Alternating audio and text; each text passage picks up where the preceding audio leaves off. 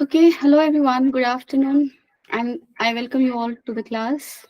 आप लोग लेट आए हो बट कोई बात नहीं. I was waiting for you people. आज की क्लास में what we are going to discuss, देखो आज और कल का क्लास हमारे लिए बहुत क्रूशियल है क्योंकि इसके बाद हमारे पास क्लासेस कम हैं. So I want to finish all sorts of diodes function and also logic gate. ठीक है, सो आई होप तुम लोग काफी ज्यादा साथ दोगे इस चीज में. डन. एंड 2 दिन और हमारी क्लासेस नहीं हुई, Monday Tuesday. I really missed not taking classes क्योंकि मैं मॉडर्न फिजिक्स में और भी चैप्टर्स करना चाहती थी but couldn't. But it's not a matter of concern. Again हमारे पास फिर से टाइम जब भी होगा आफ्टर वेकेशंस, जो क्रिसमस का होगा, देन हमारे पास देखो चैप्टर्स करने को बहुत कम बचे हैं. मॉडर्न फिजिक्स में जो चैप्टर्स है तुम्हारा वो काफी इजीली जल्दी जल्दी होगा. ठीक है, और उसमें लाइक वो ऐसे चैप्टर्स है जहाँ पे तुम्हें ज्यादा मेंटल प्रेशर लेने की जरूरत नहीं है.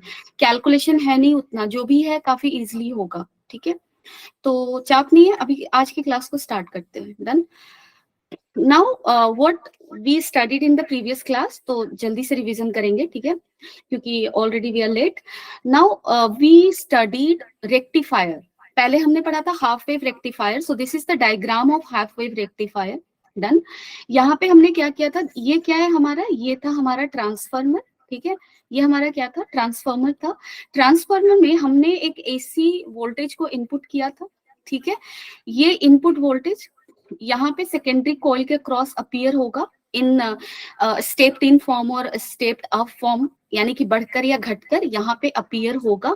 उसके बाद क्या हो रहा था, ये अगर ये प्लस है ये माइनस है हाफ सर्कल के लिए, then what will happen, this will conduct.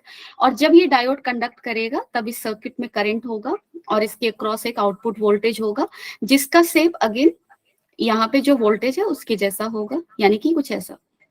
Now in second cycle, what will happen? This will become negative, this will become positive.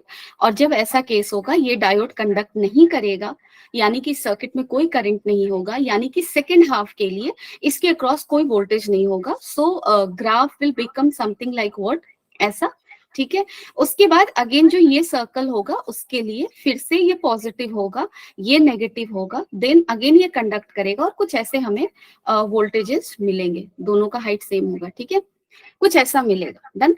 यानी कि why it's name is half wave क्योंकि ये half wave को ही rectify कर पा रहा है. डन. हाफ वेव को ही डीसी में कन्वर्ट कर पा रहा है. ये वोल्टेज कैसा वोल्टेज है, डीसी. ये कैसा है, एसी. क्यों, क्योंकि यहाँ भी मैग्नीट्यूड चेंज कर रहा है टाइम के साथ लेकिन डायरेक्शन चेंज नहीं कर रहा है. एसी के लिए डायरेक्शन चेंज करना जरूरी है. डन. सो यहाँ पे हमने कुछ ऐसा किया. Now let's move on to the next section. And your next section is what, next section में हमने ये पढ़ा था कि फुल वेव रेक्टिफायर कैसा होता है. Done. So full wave rectifier was advancement over what, half wave rectifier. Half wave rectifier का शॉर्ट कमिंग्स क्या था, if you look at that carefully, so shortcomings ये था कि जो सेकेंड हाफ है उसको फिल्टर नहीं कर पा रहा. सो फुल वेव रेक्टिफायर को हमने इस तरह से बनाया कि वो सेकेंड वेव को भी रेक्टिफाई कर सके. उसके लिए सबसे पहले हमने जो लिया, यानी कि जो चेंजेस हमने किए हाफ वेव में, सबसे पहला हमने लिया था क्या, सेंटर टैप ट्रांसफार्मर. ओके, सो ये था, ये तुम लोग याद रखना. मैं उस समय भी काफी ज्यादा इस चीज को स्ट्रेस की थी क्योंकि क्वेश्चन में पूछ सकता है तुमसे कि फुल वेव में जो ट्रांसफार्मर है वो किस तरह का है. सेंटर टैप, सेंटर टैप कहने का मतलब सेकेंडरी कॉइल का जो हाफ पोर्शन है वहां पे तुम्हारा कनेक्शन पॉइंट है, लोड के एक कनेक्शन पॉइंट्स है वहां पे. This is centre tap. Right. Now what will happen, अब देखो मैं इसको ज्यादा एक्सप्लेन नहीं करूंगी. सो this is first half and this is second half of the cycle. First half में ये डायोड कंडक्ट करेगा, D1 कंडक्ट करेगा फर्स्ट हाफ में, और उस समय D2 कंडक्ट नहीं करेगा, यानी कि D1 फॉरवर्ड बायस होगा, D2 रिवर्स बायस होगा, and output voltage V will get like this. ठीक है, सेकेंड हाफ के लिए क्या हो जाएगा, D1 कंडक्ट नहीं करेगा यानी कि इंसुलेटर हो जाएगा, D2 कंडक्ट करेगा यानी कि कंडक्टर हो जाएगा. सो अगेन मुझे वोल्टेज मिलेगा ऐसा. और मैंने ये भी एक्सप्लेन किया था कि दोनों ही केस में ए पॉजिटिव पोटेंशियल पे होगा और बी नेगेटिव पे होगा. ठीक है, so this is full wave. We are getting full wave rectified. That is why its name is what, full wave rectifier. ठीक है, तो हमें ऐसा डीसी मिला. लेकिन I am interested in getting DC kind of this जिसका magnitude भी change ना हो. ठीक है, इसके लिए हमें दो उपाय करने हैं। पहला उपाय ये है कि जो तुम्हें रेक्टिफायर से, फुल वेव रेक्टिफायर से जो रिजल्ट मिला, यानी कि ये रिजल्ट, इसको आप किसके साथ कनेक्ट कर दोगे, कैपेसिटर से पैरेलल में। दूसरा क्या था, और दूसरा मेथड क्या है, इंडक्टर से सीरीज में, जिसको एक्सटेंसिवली पढ़ना नहीं है हमें, बट याद रखना उसको भी। ठीक है, अब आप यहाँ पे देखो हमने क्या किया था, जो भी फुल वेव रेक्टिफायर था उससे जो वेव मिला, रिजल्ट जो आया, उस रिजल्ट को हमने कैपेसिटर के क्रॉस फिट किया। और ये कैपेसिटर कैसा था, इसका नेचर बस याद रखना, इसका सी क्या है, लार्ज है। सी लार्ज होने से क्या हो जाएगा, टाउ जो कि टाइम कांस्टेंट है, आरसी ऑफ दिस सर्किट, वो क्या होगा, वो हो जाएगा तुम्हारा लार्ज। और अगर ये लार्ज है तो तुम्हारा रेट ऑफ डिस्चार्जिंग क्या होगा, रेट ऑफ डिस्चार्जिंग क्या होगा, very slow, very slow.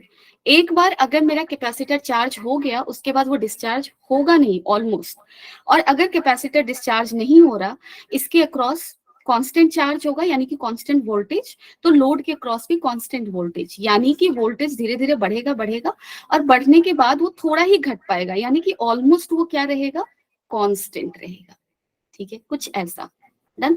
So this was all about half wave and full wave rectifier. आज के क्लास में जेनर डायोड को हम पढ़ेंगे पहले, इसका भी बैकग्राउंड मैंने प्रीवियस क्लास में बनाया था। ठीक है, जेनर डायोड तुम्हारा क्या है, special purpose, again semiconductor diode है, जिसके इन्वेंटर थे सी जेनर। ठीक है, जेनर डायोड का सिंबल याद रखना। देखो, जो सिंपल डायोड होता है उसका सिंबल आप कैसे बनाते हो, ऐसे, ये पी साइड है, ये एन साइड है, डन। लेकिन जो जेनर डायोड होगा उसमें ये वाली लाइन होगी, यानी कि एक ऐसा होगा, ऐसा होगा, ऐसा होगा। अगर ये लगा हुआ है मतलब ये कौन सा डायोड है, जेनर डायोड है। जेनर डायोड का मतलब क्या है, जेनर डायोड एक सिंपल डायोड ही है जिसको हम लोग काफी हेवीली डोप करते हैं। अगेन मैंने प्रीवियस क्लास में तुम लोगों को बताया था कि हेवी डोपिंग का मतलब क्या होता है। हेवी डोपिंग जब होगा तो डिप्लीशन रीजन काफी थिन होता है। चलो उसको देखते हैं एक बार। So I won't explain it because I have done it already in the previous video. So Zener diode एक पीएन जंक्शन डायोड ही है, एक ऐसा पीएन जंक्शन डायोड जिसको हम लोग हेवीली डोप करते हैं। Why heavy doping? Why heavy doping? Again, heavy doping इसलिए हम लोग करते हैं so that we can get thin depletion region of the range of this. Now, why thin depletion region? Thin होने से क्या होगा, इलेक्ट्रिक फील्ड जो होगा उस रीजन का वो काफी हाई होगा, हर पॉइंट एक दूसरे से कनेक्टेड है। जैसे यहाँ पे तुम देख लो, पोटेंशियल डिफरेंस सपोज करो डेल्टा वी है, पी और एन के लेयर के बीच का पोटेंशियल डिफरेंस। ई भी इक्वल टू क्या लिखते हो, E D. E equal to क्या लिखोगे, delta V by D. So if D is small, that is depletion region width is small, but delta V is high. Delta V high क्यों होगा, क्योंकि depletion, क्योंकि इस डायोड को हमने काफी हेवीली डोप किया है, तो इधर भी तुम्हारा पॉजिटिव चार्ज लेयर काफी ज्यादा होगा, इधर भी नेगेटिव चार्ज लेयर काफी ज्यादा होगा। So delta V is strong, D is very small, so electric field will be very large. और अगर इलेक्ट्रिक फील्ड लार्ज है तो क्या होगा, मैंने तुम लोगों को बताया था कि ब्रेकडाउन कब करता है, डायोड ब्रेकडाउन कब करता है, रिवर्स बायस के केस में कब करता है। जैसे जब हमने रिवर्स बायस किया कोई भी डायोड को, ठीक है, ये चीज मैंने एक्सप्लेन भी की है तुम लोगों को। जैसे डिप्लीशन रीजन का मतलब क्या होता है, मैं यहाँ अगर एक्सप्लेन करूं तो ये नेगेटिव लेयर है, ये तुम्हारा पॉजिटिव है, इसके बीच में ये जो रीजन है डिप्लीशन है। कहने का मतलब यहाँ पे कोई फ्री चार्ज कैरियर नहीं है, लेकिन एटम्स तो है ना, तो यहाँ पे एटम्स है, न्यूट्रल एटम्स है। और तुम लोगों को मैंने कैपेसिटर में भी पढ़ाया था फील्ड स्ट्रेंथ, एयर का फील्ड स्ट्रेंथ मैंने बताया था 3 × 10⁻⁻6 वोल्ट पर मीटर। कहने का मतलब, याद करो तुम लोगों को मैंने बताया था कैपेसिटर का लीकिंग, तुम लोगों ने अगर क्लास को फॉलो किया होगा तो पता होगा। अगर इस डिप्लीशन रीजन को तुम ध्यान से देखो तो ये कैपेसिटर जैसा दिख रहा है, इधर है नेगेटिव चार्ज, इधर है पॉजिटिव चार्ज, और इसके बीच में एयर होता था कैपेसिटर के केस में। इन जनरल एयर क्या होता है, इंसुलेटर, डाइलेक्ट्रिक भी डालते हैं वो भी क्या होता है, इंसुलेटर। सो इंसुलेटर का मतलब क्या हुआ, no free charges. Again no free charges मतलब यहाँ पे एटम्स तो होंगे, अगर यहाँ पे एटम है, सपोज कर लो एयर का एटम है, सो एयर के एटम को न्यूट्रलाइज करने के लिए इस रीजन में जो फील्ड होने चाहिए वो किस रेंज का होना चाहिए, 3 × 10⁻⁶ volt, not -6, 6 volt per metre, this strength of electric field.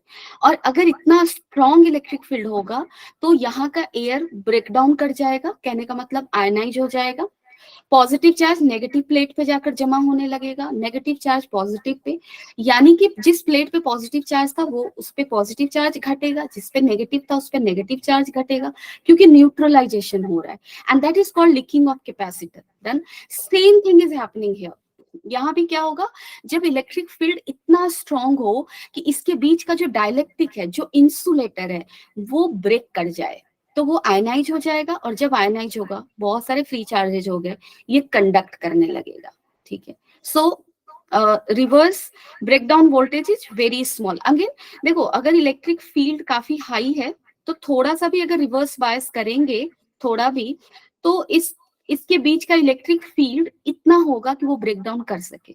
So that is why these all points are related. Now, why we want Zener diode to work in breakdown region? That's the question.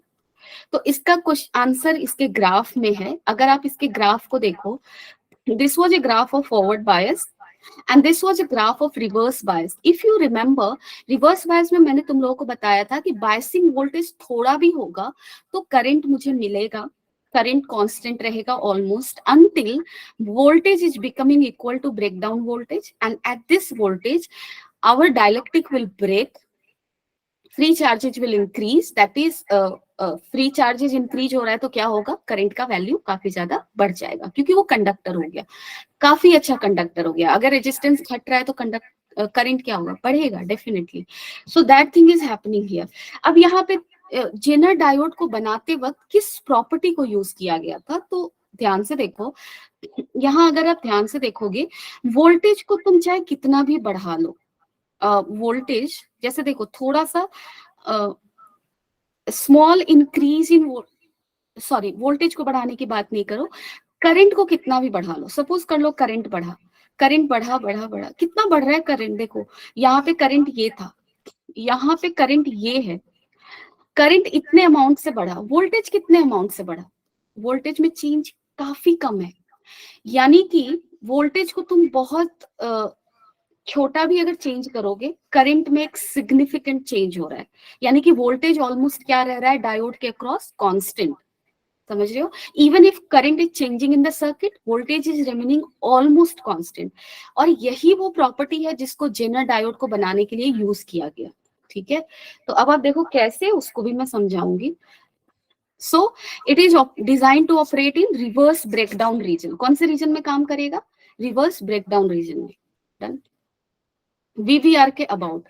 So when applied bias voltage reaches breakdown, Zener diode, there is a large current in the large change in the current, है ना? And और ये large change in current, very small change in voltage से भी achieve हो रहा है, यानी कि voltage almost क्या रह रहा है, constant. That is what I have already explained. Okay. So this property of Zener diode we will use to regulate voltage. So zener diode का यूज हम कैसे करते हैं, वोल्टेज रेगुलेटर की तरह। कैसे, वो मैं अभी बताऊंगी। सर्किट है ये, ठीक है, इसको समझना बहुत इजी है, अभी तुम समझ जाओगे। इसको देखो ऐसे, ये सर्किट अभी बहुत अजीब सा दिख रहा है, बट देखो ये क्या है। सपोज कर लो ये तुम्हारा टीवी है, ठीक है, ये तुम्हारा क्या है, घर का टीवी है, और ये तुम्हारा मेन सप्लाई है, ठीक है, ये मेन सप्लाई है, यहाँ से हमारा करंट आया। देन हमारा टीवी क्या होता है, हम लोग टीवी में स्टेबलाइजर यूज करते हैं, that is a voltage regulator, right. वो क्या करता है, जब जैसे ही घर का वोल्टेज बहुत ज्यादा बढ़ जाता है, यानी कि जो नियर ट्रांसफार्मर से जो सप्लाई हो रहा है, अगर वो सप्लाई वोल्टेज काफी बढ़ जाता है, हम लोग जल्दी से स्टेबलाइजर को फिक्स करते हैं। डन, तो यहाँ पे देखो क्या होगा, सपोज कर लो यहाँ से करंट फ्लो कर रहा है मेन से, हमारे सर्किट में यहाँ आया, यहाँ पे आने के बाद वो दो पार्ट में डिवाइड होगा, इसमें और इसमें। सब कुछ सही चल रहा है, एक दिन बैठकर तुम टीवी पे कोई प्रोग्राम देख रहे हो, सपोज कर लो, डन, और अचानक क्या हुआ ना, वोल्टेज काफी ज्यादा बढ़ गया सर्किट का। सो यहाँ पे जब वोल्टेज वेरी हाई हो गया, काफी ज्यादा बढ़ा, अगर यहाँ पे वोल्टेज सप्लाई काफी ज्यादा बढ़ेगा, करंट काफी ज्यादा बढ़ गया, यहाँ पे जो करंट था वो हाई हो गया, काफी हाई। सो यहाँ पे वोल्टेज क्या हो जाएगा, वोल्टेज ड्रॉप काफी हाई। अब ये जब करंट हाई हुआ है तो इसके अक्रॉस भी करंट क्या जाएगा, काफी हाई फ्लो होगा, इधर भी हाई जाएगा, क्योंकि ऑल ऑफ सडन सर्किट में करंट बढ़ गया है। लेकिन तुम ध्यान से देखो, ये जेनर डायोड है, यानी कि ये रिवर्स ब्रेकडाउन में वर्क कर रहा है। यहाँ पे करंट अगर बहुत ज्यादा भी बढ़ता है तो इसके अक्रॉस वोल्टेज क्या रहेगा, ऑलमोस्ट कांस्टेंट। और मेरा जो टीवी है वो जेनर डायोड से पैरेलल में है, यानी कि इन दोनों के अक्रॉस वोल्टेज ड्रॉप क्या होगा, सेम, क्योंकि दोनों पैरेलल में है। डन। सो यहाँ पे टीवी के अक्रॉस भी मेरा वोल्टेज क्या रह जाएगा, ऑलमोस्ट कांस्टेंट। तो मेरा टीवी प्रोटेक्टेड रह गया। ये ऑल ऑफ सडन करंट के बढ़ने से मेरे टीवी को कोई नुकसान नहीं हुआ, क्योंकि ये जेनर डायोड से कनेक्टेड था इन पैरेलल। यहाँ पे करंट बढ़ा तो भी वोल्टेज कांस्टेंट रहा, और ये टीवी उससे पैरेलल में है, इसलिए ये जला नहीं, इसमें कुछ हुआ नहीं। So this whole circuit is called voltage regulator, that is your stabiliser, right. So voltage को इसने क्या कर दिया, regulate. Done. So that is why we use Zener diode as voltage regulator. Anyone having any doubt here? And please let me know very fast. किसी को Zener diode समझने में problem है? Let me know.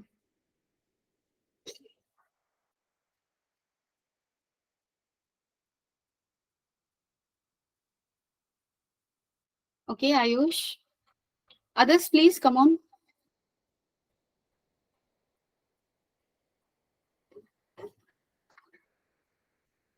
Okay. So what is Zener diode? Zener diode is a simple PN junction diode, जिसको use कैसे करते हैं?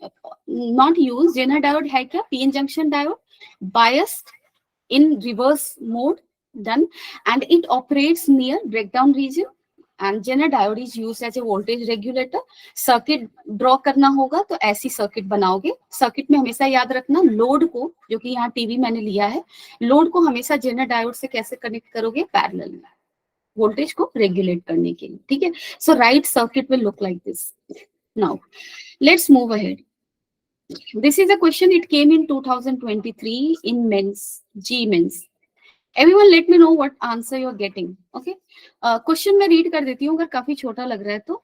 Zener diode power rating 1.6 watt. इसका power rating कितना है, 1.6 watt. This is used as a voltage regulator. If the Zener diode has a breakdown of 8 volt, इसका breakdown voltage कितना है, 8 volt है. And it has to regulate voltage fluctuating between 3 volt and 10 volt. इसको voltage जो regulate करना है, उसका उसका रेंज क्या है, 3 से 10 वोल्ट, यानी कि यहाँ पे जो वोल्टेज इनपुट वोल्टेज है उसका रेंज क्या है, 3 से 10 वोल्ट है। The value of resistance R S for safe operation will be, safe operation के लिए, सेफ फंक्शनिंग के लिए आर एस का वैल्यू क्या होना चाहिए। ठीक है, let me know now.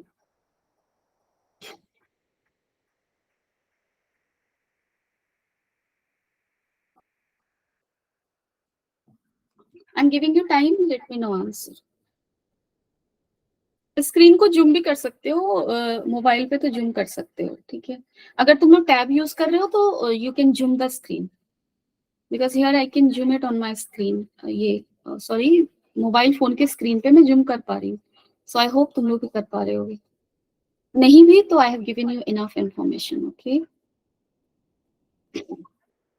Let me know. I am here only, I will having watch over answers you're sending me, don't worry.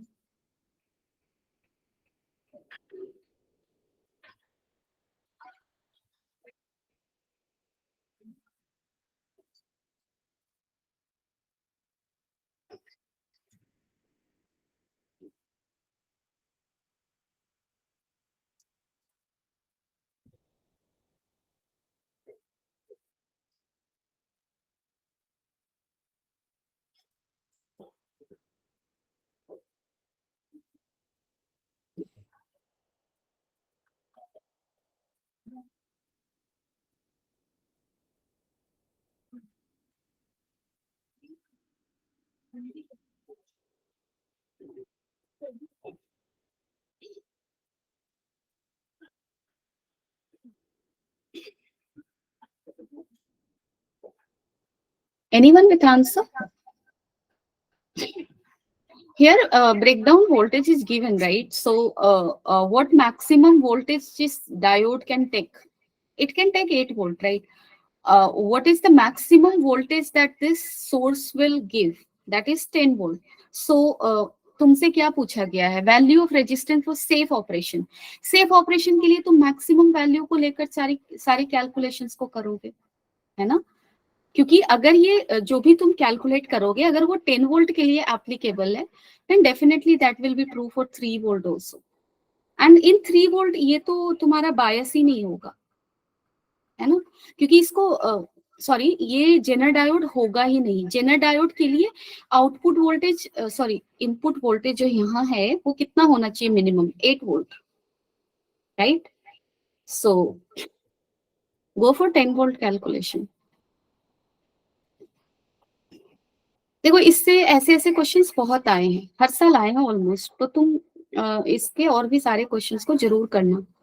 वैसे वीकेंड क्लासेस अगर जनवरी में हमारा क्वेश्चन डिस्कशन हुआ, we will do lots of question. कैसे solve करोगे? एक काम करो, यहाँ पे तुम ध्यान से देखो तुम्हारा सर्किट कैसा है.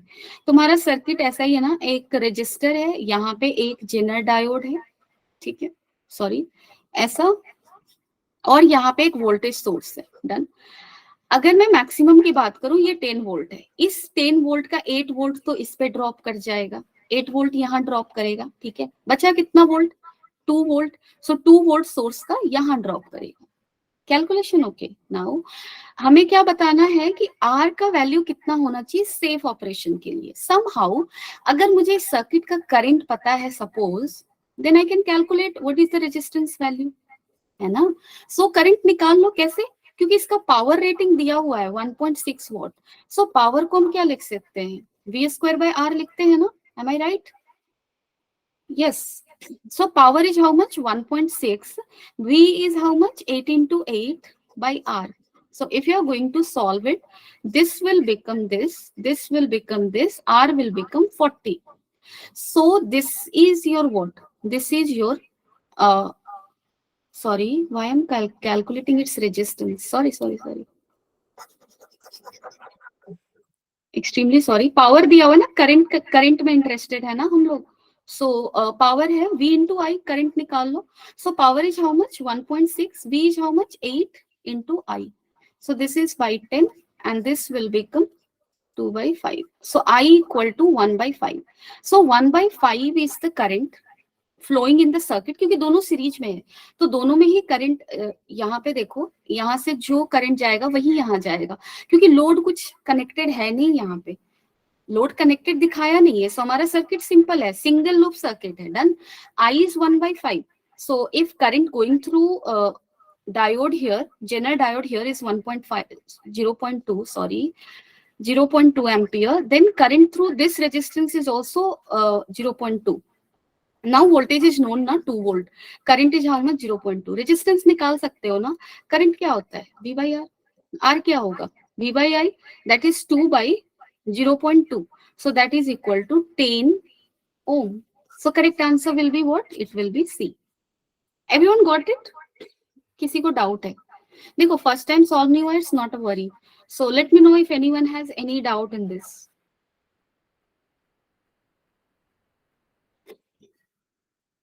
Come on.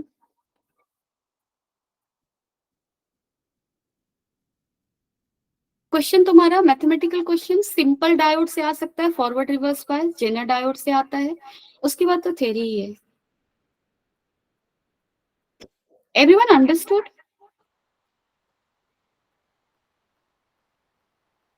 चलो सबका नाम ही लेती हूँ मैं. तुम लोग बोलते ही नहीं हो, इतना कम बोलते हो. अक्षदा, ध्रुवी, रोशनी, जेनबी, Nanded, Aastha, Mehak, Marvi. What happened? Ayush, you not here?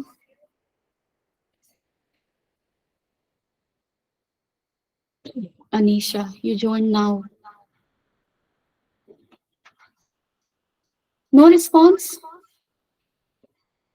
कुछ तो बताओ, समझ में आया नहीं आया? अक्षदा, ओके. देखो तुम्हारे नाम के 4 लेटर्स मेरे नाम से मिलते हैं, है ना? सेम अक्ष. Up to that we are same. उसके बाद अलग है। चलो, so correct answer is what? Aastha. Thank you. चलो, लाइट इमिटिंग डायोड, हम लोग जल्दी जल्दी आगे बढ़ते हैं। जल्दी जल्दी मतलब समझते हुए, बिना समझे नहीं। लाइट इमिटिंग डायोड क्या है? जो कलरफुल लाइट्स होते हैं ना, उसकी बात कर रही है। सो दिस इज, देखो यहाँ पे तुम्हें फोकस में क्या क्या रखना है, पहले तो समझना ये कि एलईडी है क्या। एलईडी बल्ब्स देखे हो ना, वही है और कुछ नहीं। सो ये कैसा डायोड होता है? अगेन ये भी हेवीली डोप्ड होता है। फर्स्ट इंपॉर्टेंट पॉइंट जिसको मार्क करना है, हेवीली डोपिंग होगा। ये किस रीजन में काम करता है? फॉरवर्ड बायस में काम करता है। ठीक है, अभी दो चीज याद रखो। ये एलईडी क्या होगा? एक डायोड है जो कि हेवीली डोप्ड है और ये फॉरवर्ड बायस में काम करता है। सेकंड, एलईडी बल्ब्स दिखाया गया डायग्राम। कंस्ट्रक्शन में अगर तुमसे पूछता है तो ये तो एक डायोड ही है, जिस तरह से डायोड बनता है वैसे ये बनेगा। एक्स्ट्रा चीज क्या है कि उसका जो कवर, उसके ऊपर जो लेयर्स होते हैं ना, वो ट्रांसपेरेंट होते हैं। डन। यानी कि अगर ये डायोड है, इसके ऊपर एक लेयर होगा, कवर का लेयर होगा, और वो कवर कैसा होगा? ट्रांसपेरेंट होगा। डन। ट्रांसपेरेंट क्यों होगा? क्योंकि उससे लाइट अच्छे से आ सके बाहर, क्योंकि ये बल्ब है। then we need light out of it, and that is why cover is what? Transparent, so that emitted light can come out. अब देखो लाइट कैसे इमिट होता है वो हमें देखना है। सो क्या होगा? सिंपल है, मैं यहाँ एक्सप्लेन कर देती हूँ। फॉरवर्ड बायस में काम कर रहे हैं। डन। तुम लोगों को पता है फॉरवर्ड बायस में क्या होता है? फॉरवर्ड बायस में क्या होता है? फॉरवर्ड बायस में तुम्हारा डिप्लीशन रीजन क्या होता है? डिप्लीशन रीजन थिन हो जाता है, घट जाता है। कौन सा करंट बढ़ता है? डिफ्यूजन करंट बढ़ जाता है। ठीक है, यहां से ही इसको हम एक्सप्लेन कर सकते हैं। डिफ्यूजन करंट क्या होगा? इंक्रीज। डिफ्यूजन करंट का मतलब क्या है? Flow of majority charge carrier. So P side से इधर क्या जाएगा? होल। एन साइड से इधर क्या ज्यादा जाएगा फॉरवर्ड बायस में? इलेक्ट्रॉन। अब देखो, यानी कि माइनॉरिटी कैरियर का इंजेक्शन होता है। सो एन साइड में होल क्या है? माइनॉरिटी कैरियर है। इधर मेजॉरिटी में क्या है तुम्हारा? इलेक्ट्रॉन। सो अगर होल तुम्हारा होल का नंबर इधर क्या है? लेस, इलेक्ट्रॉन क्या है? मोर। ठीक है, अगर मैं कहीं जा रही हूँ तो वहां पे सपोज करो मैं एक गार्डन में गई, वहां पे आम का पेड़ ज्यादा है और अमरूद के पेड़ कम है, तो अगर मैं गार्डन में घूम रही हूँ, मुझे कौन मिलेगा ज्यादा? आम। आम के पेड़ ज्यादा मिलेंगे क्योंकि वो ज्यादा है। उसी तरह से जब होल यहाँ पर आया तो उसको सबसे ज्यादा कौन दिखेगा? इलेक्ट्रॉन। होल कम दिखेगा, है ना। और अगर होल को इलेक्ट्रॉन ज्यादा दिख रहा है तो होल और इलेक्ट्रॉन के मिलने का चांस भी ज्यादा है। सो दोनों मिलेंगे। दोनों मिलेंगे तो क्या होगा? होल क्या है तुम्हारा? Positive charge. इलेक्ट्रॉन क्या है? Negative charge. इनका रिकॉम्बिनेशन होगा, और जब रिकॉम्बिनेशन होगा तब क्या होगा, ये हमें बस समझना है यहाँ पे। तो तुम ध्यान से देखो, होल और इलेक्ट्रॉन का बेसिक कॉन्सेप्ट में जाओ। जब हम लोग वैलेंस और कंडक्शन बैंड पढ़ रहे थे, so this was your valence band, this was your conduction band, है ना। मैंने तुम लोगों को बताया था कि ये जो इलेक्ट्रॉन होता है, जो फ्री इलेक्ट्रॉन की बात कर रही हूँ, वो कहाँ है? कंडक्शन बैंड में। और तुम्हारा होल कहाँ होता है? होल कहाँ होता है? वो होता है तुम्हारा वैलेंस बैंड। एक्चुअली में होता क्या था, जैसे देखो ध्यान से फिर से देखना। जैसे वैलेंस बैंड में क्या होते हैं? वैलेंस इलेक्ट्रॉन्स, तो वैलेंस इलेक्ट्रॉन थे। डन। ये इलेक्ट्रॉन जब एनर्जी गैप के एनर्जी लेकर, ईजी अमाउंट ऑफ एनर्जी को जब वो अब्सॉर्ब करता है, तब वो कहाँ चला जाता है? वैलेंस बैंड में। और जब ये इलेक्ट्रॉन यहाँ से उठकर यहाँ जाएगा तो यहाँ पे क्या बच जाता है? यहाँ पे बच जाता है तुम्हारा होल। ठीक है, यानी कि कंडक्शन बैंड में इलेक्ट्रॉन जाएगा तो होल क्रिएट होगा, और इस प्रोसेस में एनर्जी लगता है, एनर्जी को खाया जाता है। और अगर ऑपोजिट प्रोसेस हो रहा है, सपोज कर लो इलेक्ट्रॉन यहां से कूद कर यहां चला गया, यानी कि इलेक्ट्रॉन और होल का रिकॉम्बिनेशन। इलेक्ट्रॉन और होल के रिकॉम्बिनेशन को कैसे पढ़ोगे? कंडक्शन बैंड का इलेक्ट्रॉन वापस से वैलेंस बैंड में जंप किया तो वो होल से कंबाइन करेगा, क्योंकि होल और इलेक्ट्रॉन का अगर रिकॉम्बिनेशन हो रहा है, इसका मतलब ही है कि इलेक्ट्रॉन कंडक्शन से वैलेंस में आ रहा है, क्योंकि वैलेंस बैंड में तुम्हारा क्या होता है? होल होता है, यहाँ पे ऐसे दिखता है। डन। होल का भी ट्रांसफर होता है तो दिखता है कि वो वैलेंस से कंडक्शन में जा रहा है। दैट इज अनदर कॉन्सेप्ट जो कि हमने पढ़ रखा है, बट यहाँ पे मैं एक्सप्लेन करने के लिए ऐसे समझा रही हूँ तुम लोग को। तो ध्यान से देखो, जब यहाँ पे होल क्रिएट हुआ था तो एनर्जी को खाया गया था, है ना। और जब ये इलेक्ट्रॉन जंप करके होल से रिकम्बाइन कर देगा तो वो जितनी एनर्जी को वो खाया था वो उसको रिलीज कर देगा। यानी कि जब तुम्हारा इलेक्ट्रॉन प्लस होल रिकम्बाइन करेंगे, इस प्रोसेस में क्या होगा, in this process light emit होगा, ठीक है, लाइट एमिट होगा। और अगर ये लाइट विजिबल रीजन में एमिट हो रहा है तो हमें यहां से निकलता हुआ लाइट दिखाई देगा, और वही है तुम्हारा LED bulb. Done. So bulb strong कब होगा, जब ज्यादा नंबर ऑफ रिकॉम्बिनेशन होगा। मतलब बल्ब से लाइट स्ट्रॉन्ग कब आएगी, जब ज्यादा नंबर ऑफ रिकॉम्बिनेशन होगा। ज्यादा नंबर ऑफ रिकॉम्बिनेशन कब होगा, जब हेवी डोपिंग होगा, मोर नंबर ऑफ होल इधर होंगे और मोर नंबर ऑफ इलेक्ट्रॉन इधर होंगे। That is why we do heavy doping and why we do forward bias, क्योंकि माइनॉरिटी कैरियर का इंजेक्शन हो सके और रिकॉम्बिनेशन ज्यादा से ज्यादा हो सके। Done. So this is how LED works. अब यहाँ पे टास्क ये है कि जो लाइट एमिट हो रहा है यहाँ पे, वो किस रीजन में हो, विजिबल रीजन में। और इसके लिए हम मटेरियल का सिलेक्शन काफी केयरफुली करते हैं, सच दैट कि ये जो बैंड गैप का वैल्यू है, एनर्जी बैंड गैप का वैल्यू है, वो लाइट के विजिबल रीजन के एनर्जी स्पेक्ट्रम के बीच में लाई करे। यानी कि एग्जैक्टली तो मुझे याद नहीं, बट विजिबल लाइट का जो एनर्जी होता है वो 4 इलेक्ट्रॉन वोल्ट से शायद 7 electron volt. I am not confirmed, ठीक है, forgive me for this, but I am not confirm. कल के क्लास में इस पे थोड़ा सा देख लूंगी ये करेक्ट है या नहीं, बट नियर अबाउट दिस होता है, शायद 3 होता है या something like that, near about this होता है। Done.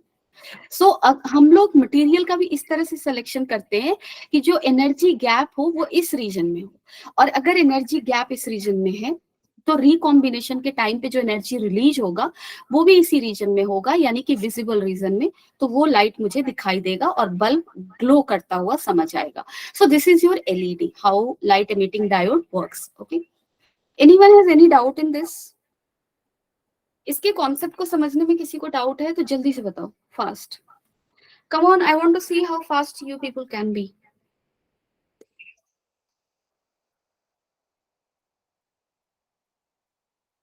Okay, Ayush, very good. Akshada, very good. Others, please come on. मारवी, इतनी चुप क्यों हो तुम,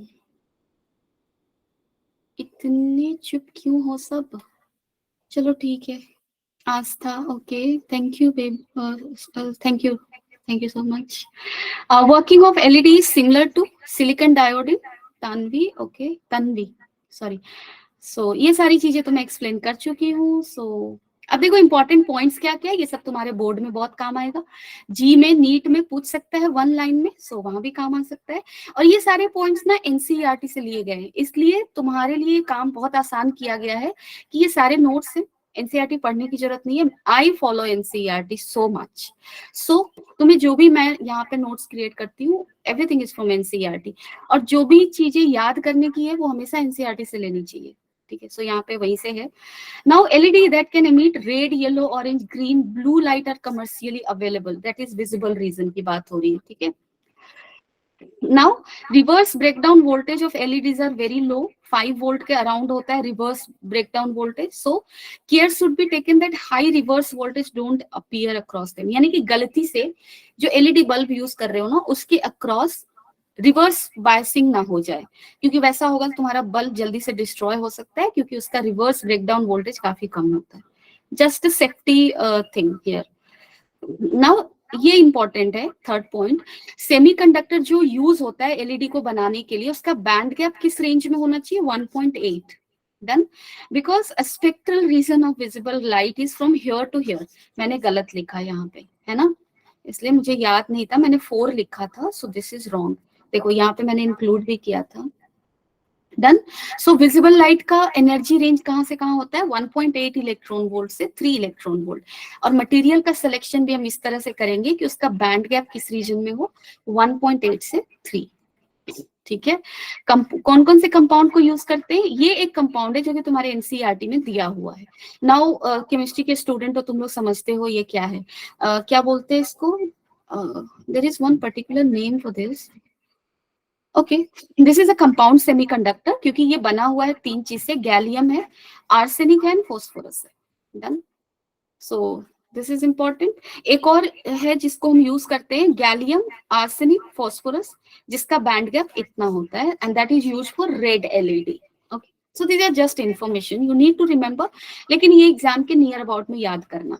एक और यूज करते हैं गैलियम आर्सेनिक, आर्सेनिक है ना, इसका बैंड गैप होता है 1.4 and this is used for making infrared LED.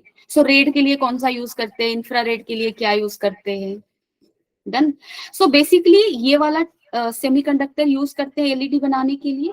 इसमें जब तुम्हारा 1 माइनस एक्स का वैल्यू 0.6 है, एक्स का वैल्यू 0.4 है, तब ये रेड एलईडी देता है। और जब तुम्हारा एक्स का वैल्यू क्या है तुम्हारा यहाँ पे 0, यहाँ पे एक्स का वैल्यू क्या हो गया 0, तब मुझे GaAs कंपाउंड सेमीकंडक्टर मिल रहा है, जो कि इंफ्रारेड के लिए यूज होता है। यहाँ पे एक्स क्या है 1।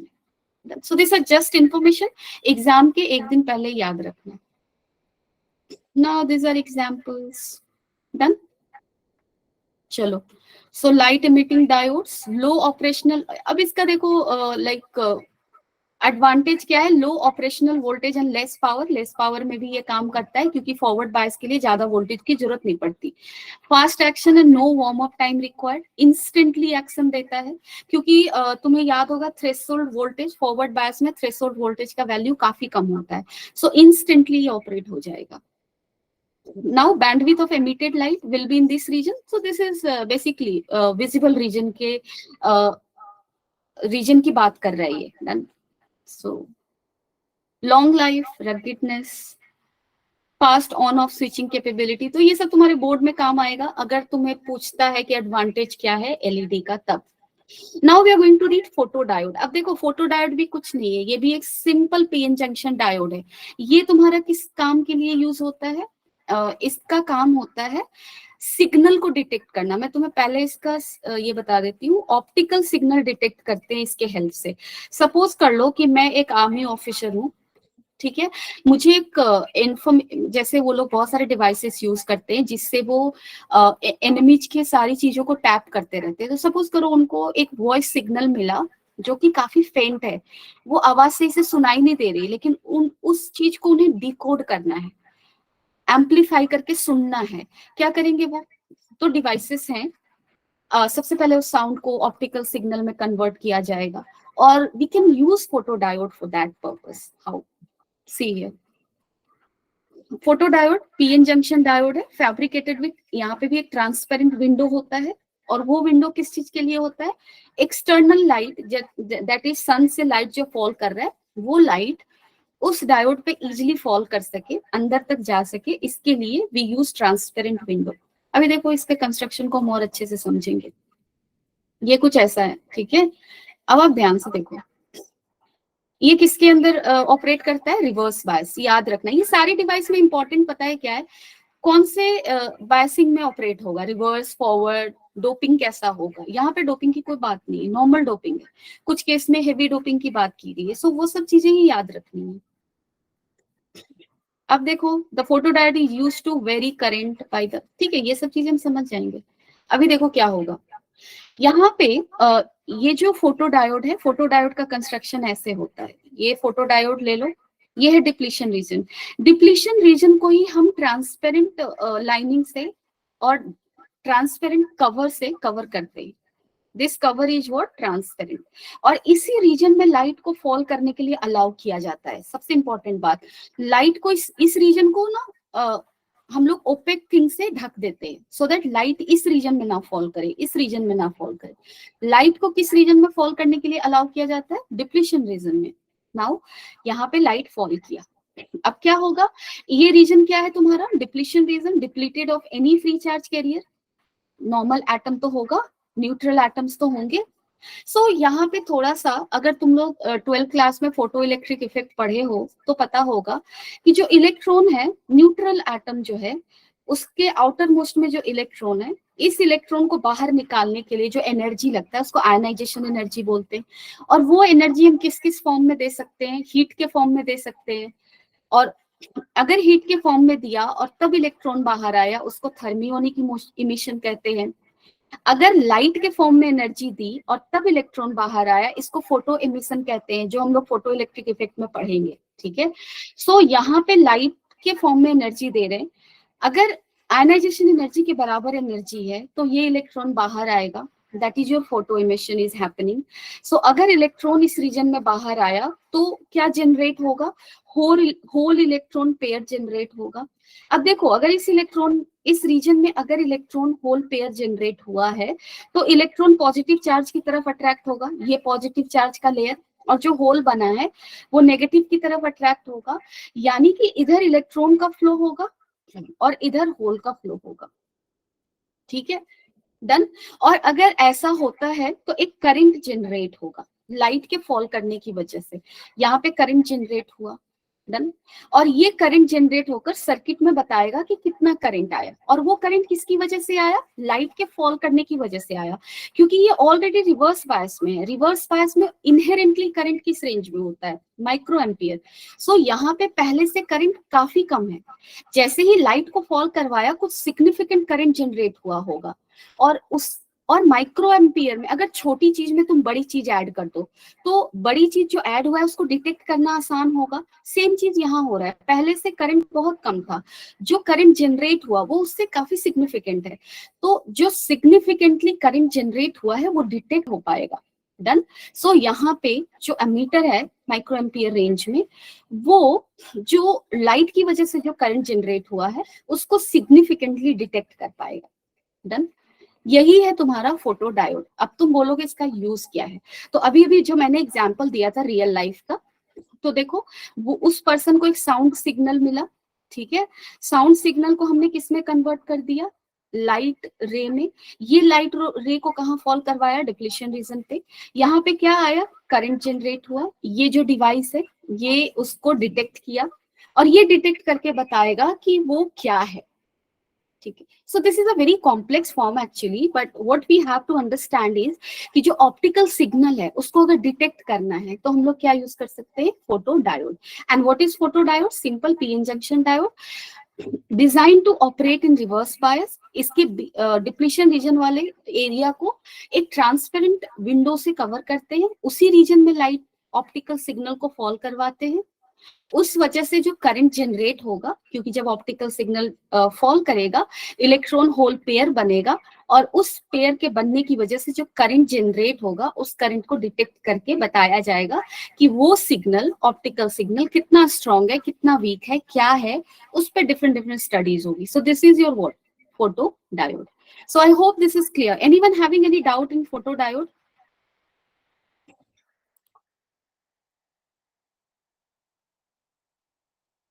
किसी को डाउट है फोटो डायोड में? सो प्लीज तुम लोग अभी क्लास को मत लीव करना, it's a request. Tanvi, okay, thank you very much. So मेरा रिक्वेस्ट ये है तुम लोगों से कि कल की क्लास में मैं सोलर सेल बताऊंगी और लॉजिक गेट बताऊंगी, ठीक है। लॉजिक गेट से भी क्वेश्चन आते हैं, आ ही रहे हैं, डन।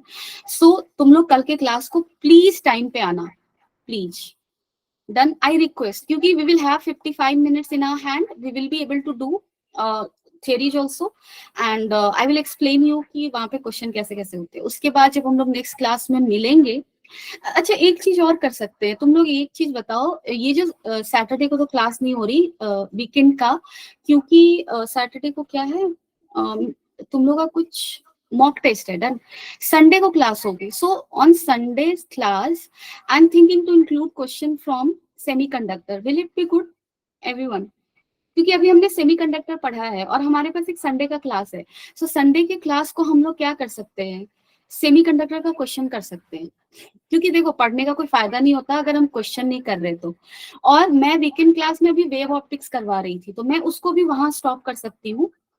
कल इस संडे को सेमीकंडक्टर करेंगे, और जो आगे क्लासेस मिलेंगे ना, वीकडेज का हो या वीकेंड का हो, उसमें हम लोग वेव ऑप्टिक्स को पढ़ लेंगे, ठीक है। ओवर। चलो बहुत लोगों का यस आया, तो I am very much thankful.